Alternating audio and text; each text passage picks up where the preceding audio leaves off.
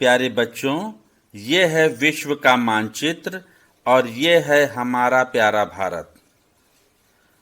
आप देख सकते हैं ये भूमध्य रेखा है 0 डिग्री इक्वेटर और ये है कर्क रेखा 23.5 डिग्री नॉर्थ या ट्रॉपिक ऑफ कैंसर।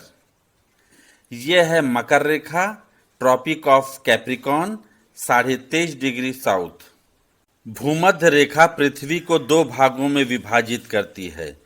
ऊपर की तरफ ये इक्वेटर के ऊपर की तरफ उत्तरी गोलार्ध और इक्वेटर के नीचे की तरफ दक्षिणी गोलार्ध।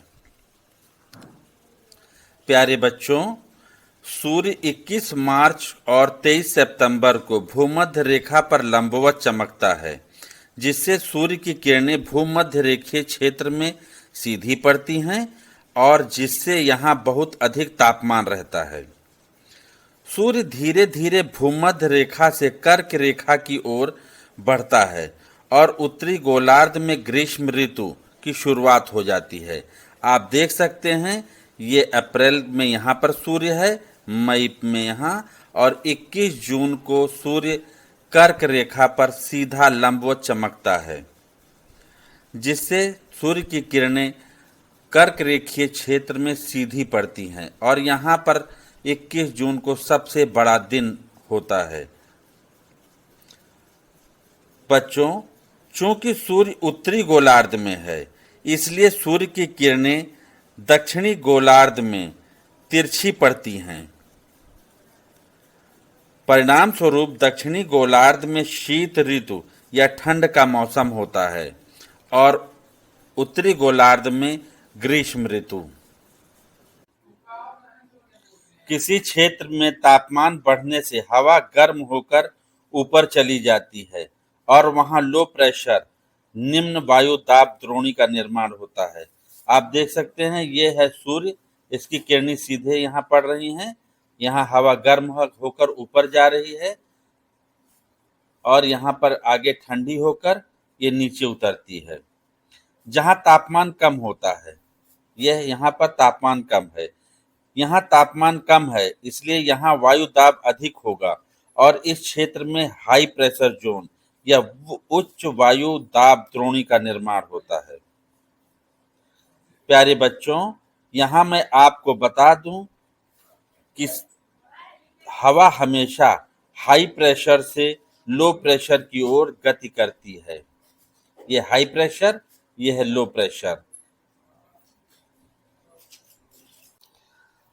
प्यारे विद्यार्थियों, सूर्य इस समय तक उत्तरी गोलार्ध में कर्क रेखा पर है, जिससे भारतीय उपमहाद्वीप में निम्न वायु दाब द्रोणी लो प्रेशर का विकास हो चुका होता है। वहीं दक्षिणी गोलार्ध में उच्च वायु दाब द्रोणी हाई प्रेशर है, अतः दक्षिणी गोलार्ध से चलने वाली दक्षिण पूर्वी व्यापारिक पवन जैसे ही विषुवत रेखा या भूमध्य रेखा को लांघती है तो कोरियोलिस बल के कारण अपने दाईं ओर मुड़ जाती है। चूंकि व्यापारिक पवन समुद्र या हिंद महासागर के ऊपर से बहकर आ रही है, इसलिए ये यहाँ से और भी ज्यादा आर्द्रता ग्रहण कर लेती है और भारतीय उपमहाद्वीप में प्रवेश करके वर्षा कराती है। प्यारे बच्चों, ITC-Z सूर्य के सापेक्ष गति करता है। इस समय तक ITC-Z inter tropical convergence zone 25 degree north अक्षांश तक पहुंच चुका होता है। ITC-Z क्या है, इसे हम अभी आगे समझेंगे। प्यारे बच्चों, अभी हम सिर्फ मानसून बनने की स्थितियां ही जान रहे हैं। प्यारे बच्चों, एक होती है ट्रॉपिकल ईस्टर्न जेट स्ट्रीम, उष्णकटिबंधीय पूर्वी जेट स्ट्रीम, जो भारतीय मानसून को तीव्र करने में सहायक होती हैं। यह है तिब्बत का पठार, जो हमारे भारत के उत्तर में और चाइना के पश्चिम में स्थित है। जब सूर्य उत्तरी गोलार्ध में पहुंच जाता है तो यह पठार भी अत्यधिक गर्म हो जाता है। अब यहाँ की हवाएं गर्म होकर ऊपर उठने लगती हैं और लगभग 12 से 13 किलोमीटर की ऊंचाई पर ठंडी होकर ऊपर ही ऊपर गमन करती हैं। और यहाँ मेडागास्कर, यह मेडागास्कर, इसके बगल में मस्करीन आइलैंड या मस्करीन द्वीप, यहाँ पर नीचे उतरती हैं। ऐसा क्यों होता है? क्योंकि जब ये पौने गर्म होकर ऊपर उठती हैं तो ये ठंडी हो जाती है, यहाँ हाई प्रेशर बन जाता है ऊपर ही ऊपर 12 से 13 किलोमीटर की ऊंचाई पर। जब ये गमन करती हैं तो यहाँ मस्करीन आइलैंड पर, यहाँ पर लो प्रेशर जोन है, तो यहाँ ये उतर जाती हैं। अब ये हवाएं क्या करती हैं? इसी समय दक्षिणी पश्चिम मानसून भारत में आने के लिए तत्पर होता है। ये व्यापारिक पवने हैं और यहाँ पे जब इक्वेटर को पार करता है तो ये पवने दक्षिण पश्चिम दिशा से मूव करने लगती हैं। यह दक्षिण, यह पश्चिम, इसलिए इसे दक्षिण पश्चिम मानसूनी पवने कहते हैं। ये भारत की तरफ मूव करती हैं। अब क्या होता है कि ये जो जेट स्ट्रीम है, ईस्टर्न जेट स्ट्रीम है, मस्करीन आइलैंड पे जो उतरी है, ये आगे बढ़ती है और इनको तीव्रता से आगे की तरफ ढकेलती है। इस प्रकार से दक्षिण पश्चिम मानसूनी हवाओं को ये अधिक तीव्रता प्रदान करती है। ये कौन सी पवन है? ये है ट्रॉपिकल ईस्टर्न जेट स्ट्रीम, उष्णकटिबंधीय पूर्वी जेट स्ट्रीम। भारतीय मानसून को तीव्र करने में ये सहायक है। प्यारे स्टूडेंट्स, ये पूर्वी ठंडी जेट वायुधारा या जेट स्ट्रीम 15 डिग्री उत्तरी अक्षांशों, ये है 15 डिग्री उत्तरी अक्षांश, इसके आसपास से आंध्र प्रदेश, कर्नाटक, ये आंध्र प्रदेश, कर्नाटक, गोवा, प्रायद्वीपीय भारत से होकर गुजरती है। ये गुजर रही है। ये बंगाल की खाड़ी, आंध्र प्रदेश, कर्नाटक, गोवा और अरब सागर से होते हुए गुजरती है और मेडागास्कर के पास, मस्करीन आइलैंड के पास ये नीचे उतरती है। आपको अभी मैंने बताया था।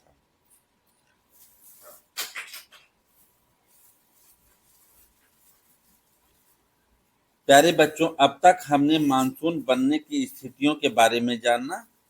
अब हम उसे दोबारा एक बार देख लेते हैं, क्या क्या हमने देखा, ताकि हमें अच्छे से रिवाइज कर लें।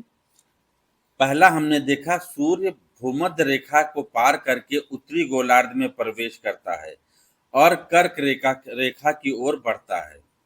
दूसरा हमने जाना था, जिस भारतीय उपमहाद्वीप में तापमान बढ़ जाता है और निम्न वायुदाब द्रोणी का विकास होता है। तीसरा हमने देखा था कि दक्षिणी गोलार्ध में सूर्य की किरणें तिरछी पड़ने लगती हैं, जिससे वहां का तापमान कम हो जाता है, वहां ठंड का मौसम हो जाता है और उच्च वायुदाब द्रोणी का निर्माण होता है।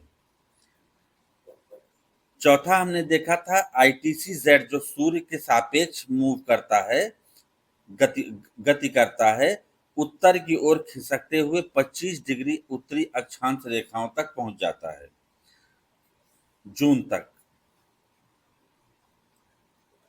उष्णकटिबंधीय पूर्वी जेट स्ट्रीम तिब्बत के पठार से चलकर मेडागास्कर के पास स्थित मस्करीन द्वीप के पास उतरती है और दक्षिण पश्चिम मानसून को तीव्रता प्रदान करती है। अभी हमने देखा, पांचवा हमने ये देखा था, ये सब मानसून बनने की स्थितियां हैं। इसके अलावा पश्चिमी जेट स्ट्रीम की दक्षिणी शाखा, जो शीत ऋतु में हिमालय के सहारे प्रवाहित होती है, कमजोर होने लगती है और तिब्बत के पठार के उत्तर की तरफ खिसक जाती है। इसे मैं आपको बता दूं, यह है पश्चिमी जेट स्ट्रीम। ये दोनों गोलार्धों में प्रवाहित होती है। इसका विस्तार शीत ऋतु में क्षोभ मंडल में लगभग 12 किलोमीटर की ऊंचाई पर होता है और ये पश्चिम से पूरब की ओर चलती हैं, ऊपर ही ऊपर। यह हिमालय और तिब्बत के पठार से टकराकर ये दो शाखाओं में विभाजित हो जाती हैं। ये ऊपर की शाखा और ये है दक्षिणी शाखा। एक शाखा तिब्बत के पठार के उत्तर में विस्तारित हो जाती है। ये तिब्बत का पठार है, इसके उत्तर में एक शाखा प्रवाहित हो गई, दूसरी शाखा तिब्बत के पठार के दक्षिण में प्रवाहित होती है हिमालय के सहारे, हिमालय के समानांतर। ग्रीष्म ऋतु आते आते यह शाखा कमजोर होने लगती है और यह तिब्बत के पठार के उत्तर की तरफ विस्थापित हो जाती है। ये प्यारे विद्यार्थियों, अब देखते हैं भारतीय उपमहाद्वीप में मानसून कैसे आगमन करता है और संपूर्ण भारत में किस प्रकार से वर्षा होती है। आप देख सकते हैं कि भारतीय उपमहाद्वीप में अत्यधिक गर्मी से लो प्रेशर ग्रेडियंट या निम्न वायु दाब द्रोणी का विकास हो चुका है। वहीं ठीक इसी समय दक्षिणी गोलार्ध में ठंड का मौसम है, अर्थात हाई प्रेशर ग्रेडियंट या उच्च वायु दाब द्रोणी का वहां विकास हो चुका है। बच्चों, दक्षिणी गोलार्ध से दक्षिण पूर्वी व्यापारिक पवनें ट्रेड विंड्स चलती हैं जो लो प्रेशर की ओर गति करती हैं और विषुवत रेखा को पार करते ही क्योरलोसिस बल के कारण ये अपनी दाईं ओर मुड़ जाती हैं, जिस कारण इन्हें दक्षिण पश्चिम मानसूनी पवन कहा जाता है, क्योंकि इनकी दिशा दक्षिण पश्चिम से उत्तर पूर्व की ओर होती है। ये पवनें हिंद महासागर से आर्द्रता ग्रहण करती हैं और भारतीय उपमहाद्वीप में प्रवेश कर जाती हैं। हिंद महासागर के ऊपर से होकर आने वाली ये दक्षिण पश्चिम मानसूनी पवनें जब आगे बढ़ती हैं तो दो शाखाओं में बढ़ जाती हैं, अरब सागर की दक्षिण पश्चिम मानसूनी शाखा और बंगाल की खाड़ी की दक्षिण पश्चिमी मानसूनी शाखा।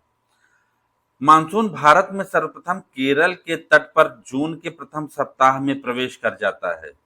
हालांकि इससे पहले ही 25 मई को ही मानसून भारत में अंडमान निकोबार द्वीप समूह पर आ चुका होता है।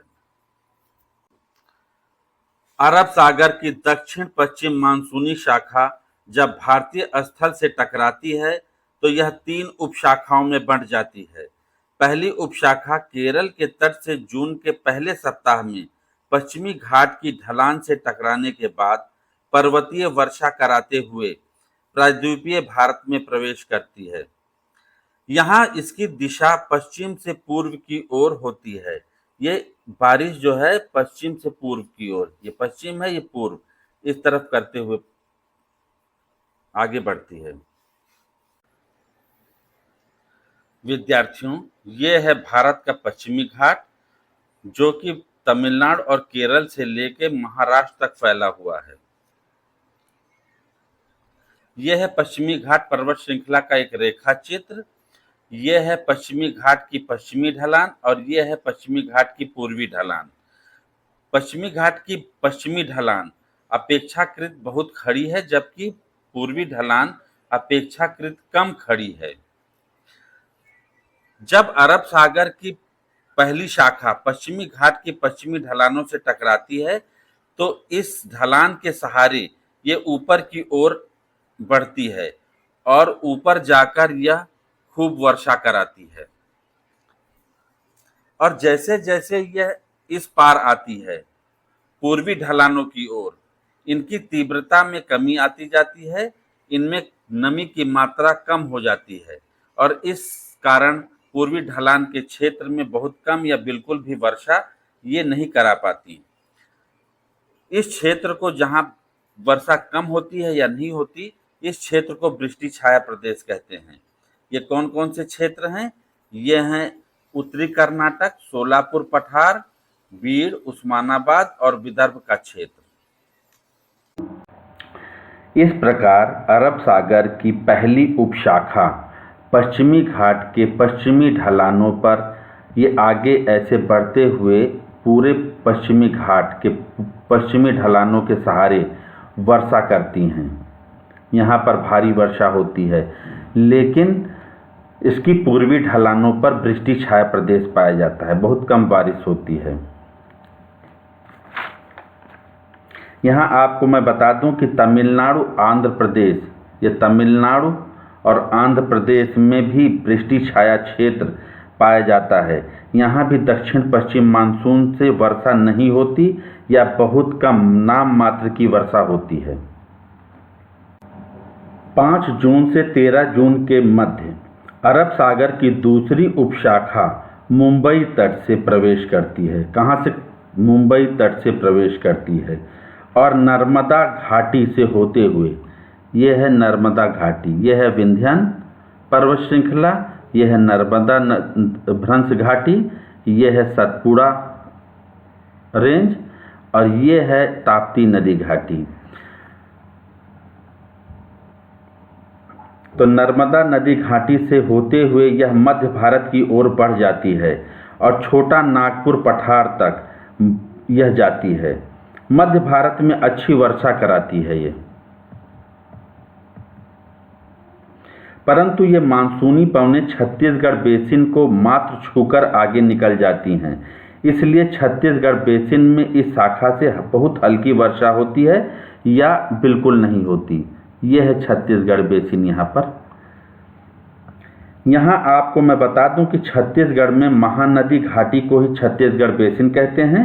महानदी रायपुर के पास एक स्थान है सिहावा नामक स्थान से निकलती है और अमरकंटक पहाड़ी के दक्षिण से होते हुए यह उड़ीसा में कटक के पास डेल्टा बनाती है और बंगाल की खाड़ी में समाहित हो जाती है। छत्तीसगढ़ बेसिन को चावल का कटोरा कहा जाता है। आगे आप ये देखें, यह गिर रेंज गुजरात में, यह गिरनार पहाड़ियाँ, यह मांडव पहाड़ियाँ। यही एक शाखा गुजरात में गिर पर्वत श्रृंखला और मांडव की पहाड़ियों से टकराती है और यहाँ पर अच्छी खासी वर्षा होती है। आगे आप ये देखें, ये है छत्तीसगढ़ बेसिन। ये जो सी लिखा है यह है छत्तीसगढ़ बेसिन, ये जो आई लिखा है यह इंद्रावती बेसिन है और ये जो के लिखा है यह कर्नूल बेसिन है और ये जो बी लिखा है यह है भीष्मा बेसिन।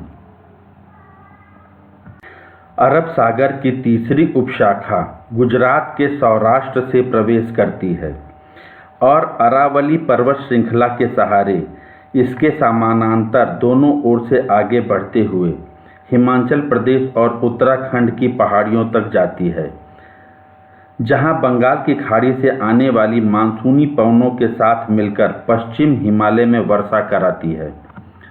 ये आप देख सकते हैं, यह अरावली पर्वत श्रेणी है, इसके दोनों ओर से समांतर रूप से ये मानसूनी पवनें आगे बढ़ती हैं। अरावली के सहारे जाते समय हल्की फुल्की वर्षा राजस्थान में हो जाती है और पंजाब में भी। साथियों, यहाँ ध्यान देने वाली बात यह है कि यदि अरावली पर्वत की स्थिति कुछ इस प्रकार से होती,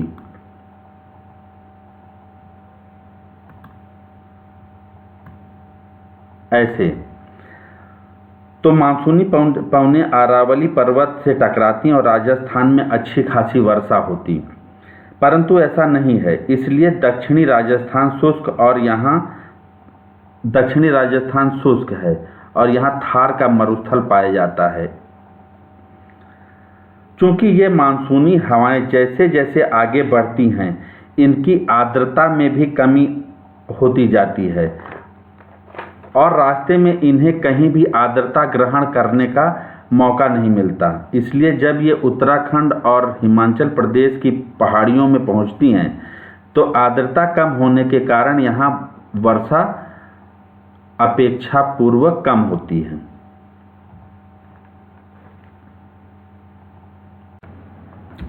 साथियों, यहाँ मैं आपको बता दूं कि भारत में दक्षिण पश्चिम मानसून से लगभग 90 से 92% वर्षा होती है और इस दक्षिण पश्चिम मानसून से होने वाली ये ग्रीष्मकालीन वर्षा जून से सितंबर के मध्य होती है। अब हम देखते हैं बंगाल की खाड़ी वाली शाखा से होने वाली वर्षा को। दक्षिण पश्चिम मानसून की बंगाल की खाड़ी की शाखा तमिलनाडु के समांतर, ये तमिलनाडु है, इसके समांतर ये शाखा निकल जाती है, आगे बढ़ जाती है और बांग्लादेश और म्यांमार के तटीय भाग, ये आप देख सकते हैं बांग्लादेश है ये, और ये है म्यांमार, इसके तटीय भाग से टकराती है। ये है अराकान योमा पर्वत श्रृंखला जो कि म्यांमार में है और हिमालय का भाग है। इसकी एक शाखा म्यांमार तट पर स्थित अराकान की पहाड़ियों से टकराती है और विक्षेपित होती है और भारत की ओर मुड़ जाती है। इसकी यह शाखा पश्चिम बंगाल के पूर्वी तटीय मैदान से प्रवेश करती है और गंगा घाटी से होते हुए मध्य भारत और भारत के उत्तरी मैदान, गंगा के मैदान, हरियाणा पंजाब के मैदान की ओर जाती है और यहाँ अच्छी वर्षा कराती है।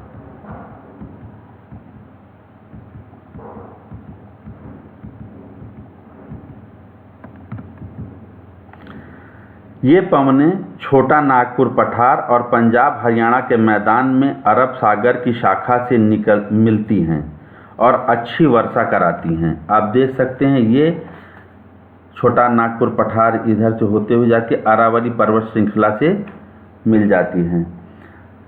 ये शाखा अरावली पर्वत श्रृंखला से टकराती हैं, जिस कारण अरावली के पूर्व में तो वर्षा होती है, अरावली के इस तरफ पूरब की तरफ तो वर्षा होती, लेकिन अरावली के पश्चिम में वर्षा नहीं होती। अरावली के पूर्व में कहाँ कहाँ वर्षा होती, जैसे दिल्ली, हरियाणा, पूर्वी राजस्थान, परंतु अरावली के उस पार पश्चिमी राजस्थान में इसके द्वारा वर्षा बहुत कम होती या 50 सेंटीमीटर से अधिक नहीं होती, और जिस कारण यहाँ पर थार का मरुस्थल देखने को मिलता है।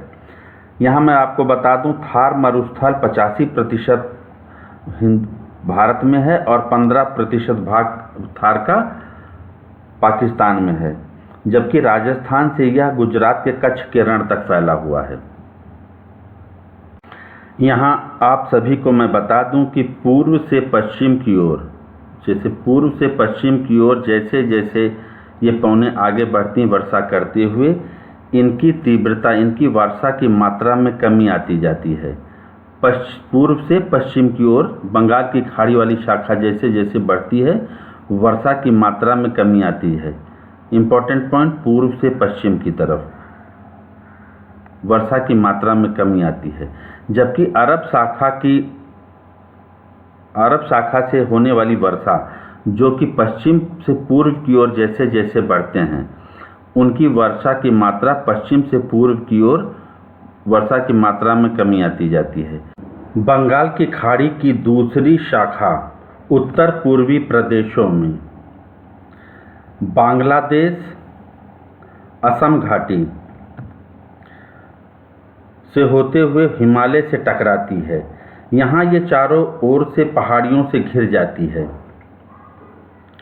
और ब्रह्मपुत्र घाटी, अरुणाचल प्रदेश, असम, नागालैंड, मेघालय, इन सभी क्षेत्रों में खूब वर्षा कराती है। मेघालय में पहाड़ियों की आकृति कीप के आकार की होने के कारण यहाँ चेरापूंजी और मौसिनराम में सर्वाधिक वर्षा, विश्व में सर्वाधिक वर्षा दर्ज की जाती है।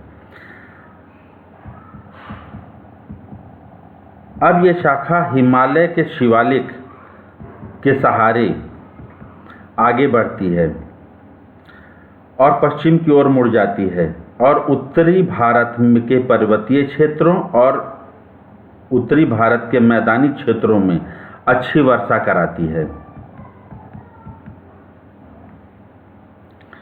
ये शाखा अरब सागर की शाखा से उत्तराखंड और हिमाचल प्रदेश में मिल जाती है, या वहाँ भी अच्छी खासी वर्षा कराती है। आपको बता दूं कि पूर्वी हिमालय में पश्चिमी हिमालय की अपेक्षा ज़्यादा वर्षा होती है। यह है पूर्वी हिमालय, यहाँ पर अधिक वर्षा होगी और पश्चिमी हिमालय में कम वर्षा होगी, क्योंकि पूरब से पश्चिम की तरफ ये शाखा जा रही है। जैसे जैसे ये पश्चिम की तरफ बढ़ेगी इसकी वर्षा की तीव्रता कम होती चली जाएगी। यहीं आपको बता दूं कि उत्तर प्रदेश के गोरखपुर जिले में सबसे ज़्यादा वर्षा होती है। औसतन 185 सेंटीमीटर और उत्तर प्रदेश के मथुरा में सबसे कम वर्षा होती है लगभग 54 सेंटीमीटर। आप देख सकते हैं यह है गोरखपुर। यहाँ पर उत्तर प्रदेश में सर्वाधिक वर्षा प्राप्त होती है लगभग औसतन 185 सेंटीमीटर। ये यहाँ से हिमालय पर्वत श्रृंखला गुजरती है।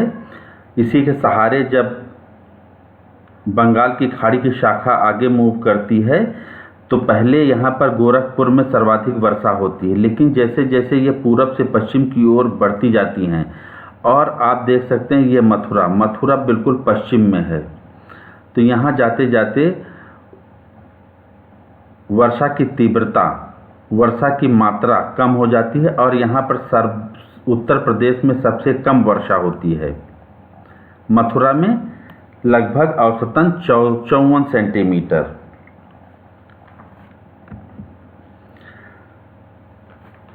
मेघालय के खासी, ये आप देख सकते हैं मेघालय का मैप है। ये है अरुणाचल प्रदेश, नागालैंड, मणिपुर, मिजोरम, त्रिपुरा, असम, असम, यह है मेघालय। ये मेघालय में गारो, खासी, जयंतियाँ 3 पहाड़ियाँ मशहूर हैं जो लगातार पश्चिम से पूरब की तरफ गारो, खासी, जयंतियाँ। अब यहाँ देखें मेघालय के मैप में, मेघालय के खासी शिखर पर स्थित है मौसिनराम। ये यहाँ पर मौसिनराम है। यह है चेरापूंजी। साउथ वेस्ट खासी हिल्स पर है मौसिनराम और ईस्ट खासी हिल्स पर है चेरापूंजी। मौसिनराम में विश्व में सबसे अधिक औसतन वार्षिक वर्षा दर्ज की जाती है। क्योंकि यहाँ पर सर्वाधिक वर्षा का कारण है यहाँ की कीप की आकृति वाली पहाड़ियाँ। प्यारे विद्यार्थियों, अभी हमने देखा भारत में मानसून किस प्रकार से प्रवेश करता है और पूरे भारत में कैसे मानसून दक्षिण पश्चिम मानसून द्वारा वर्षा होती है। अब हम देखेंगे लौटता हुआ मानसून या मानसून निवर्तन। बच्चों, सितंबर के अंत तक मानसून उत्तर भारत से दक्षिण भारत की ओर लौटने लगता है।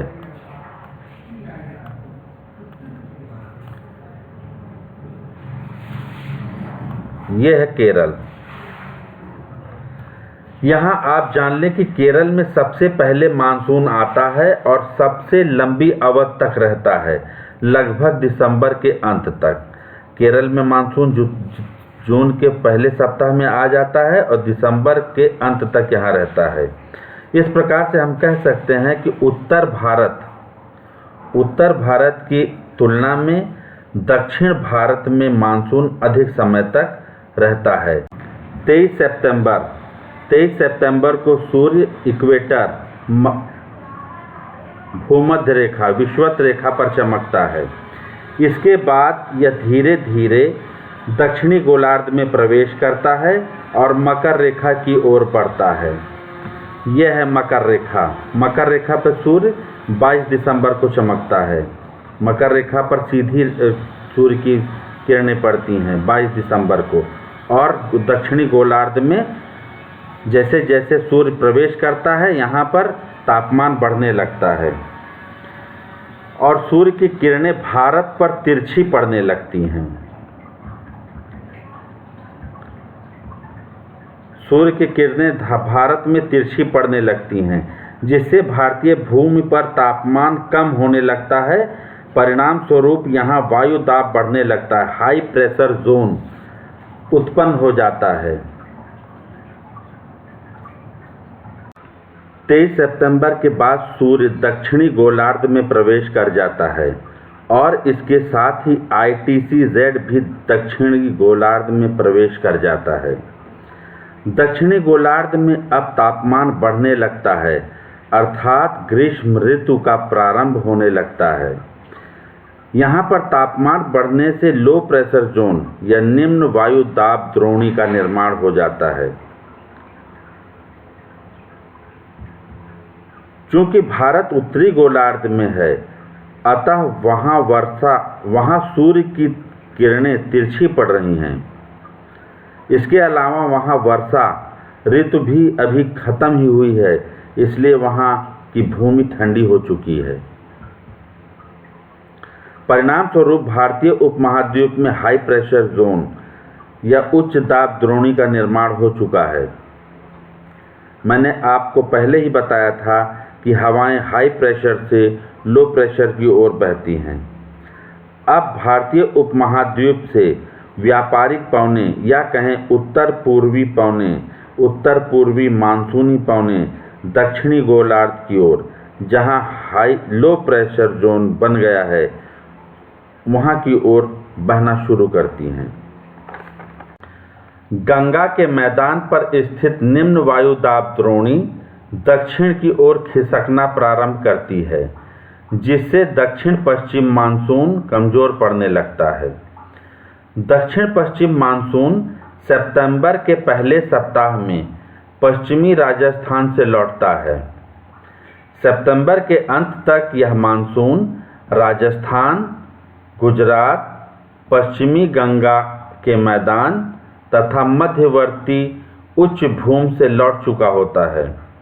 बच्चों, भारतीय स्थल पर तापमान घटने से और हाई प्रेशर जोन बनने से व्यापारिक पवने ट्रेड विंड्स उत्तर पूर्व से हिंद महासागर की ओर बहने लगती हैं।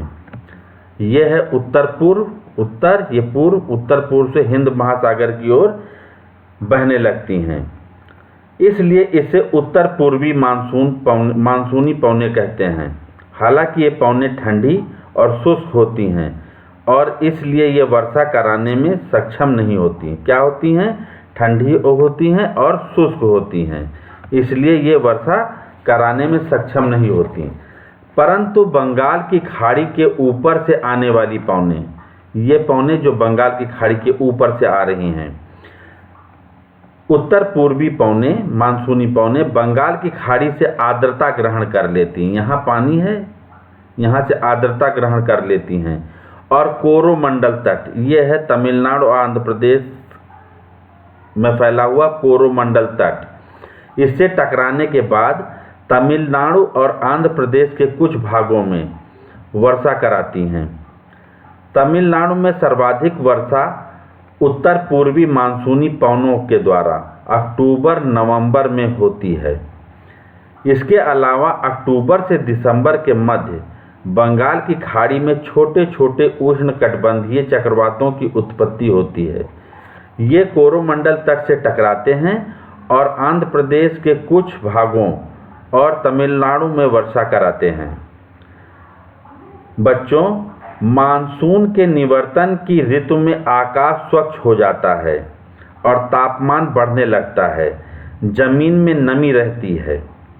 उच्च तापमान और आर्द्रता के कारण मौसम बड़ा ही कष्टकारी हो जाता है। आमतौर पर इसे कार्तिक मास की ऊष्मा या अक्टूबर हीट कहते हैं। प्यारे बच्चों, अभी मैंने आप सभी को लौटते हुए मानसून के बारे में बताया। अब हम इसे दोबारा क्रमवार देख लेते हैं ताकि यह हमें अच्छे से याद हो जाए और हम लिख सकें। 23 सितंबर के बाद सूर्य दक्षिणी गोलार्ध में प्रवेश कर जाता है।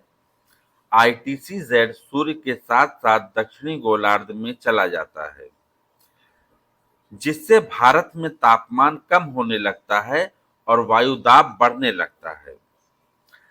दक्षिणी गोलार्ध में तापमान बढ़ने लगता है क्योंकि सूर्य दक्षिणी गोलार्ध में जा चुका है और भारतीय उपमहाद्वीप में अपेक्षाकृत तापमान कम हो जाने से, क्योंकि भारतीय उपमहाद्वीप पर सूर्य की किरणें तिरछी पड़ रही हैं, उत्तर पूर्वी मानसूनी हवाएं चलने लगती हैं। इन्हें उत्तर पूर्वी मानसूनी हवाएं क्यों कहते हैं? क्योंकि ये उत्तर पूर्व से दक्षिण पश्चिम की ओर चलती हैं। ये स्वभाव में शुष्क और ठंडी होती हैं। ये हवाएं वर्षा कराने में सक्षम नहीं होती, परंतु बंगाल की खाड़ी के ऊपर से बहने वाली शाखा बंगाल की खाड़ी से आर्द्रता ग्रहण कर लेती है और कोरोमंडल तट से टकराकर तमिलनाडु और आंध्र प्रदेश के कुछ भागों में अच्छी वर्षा कराती है।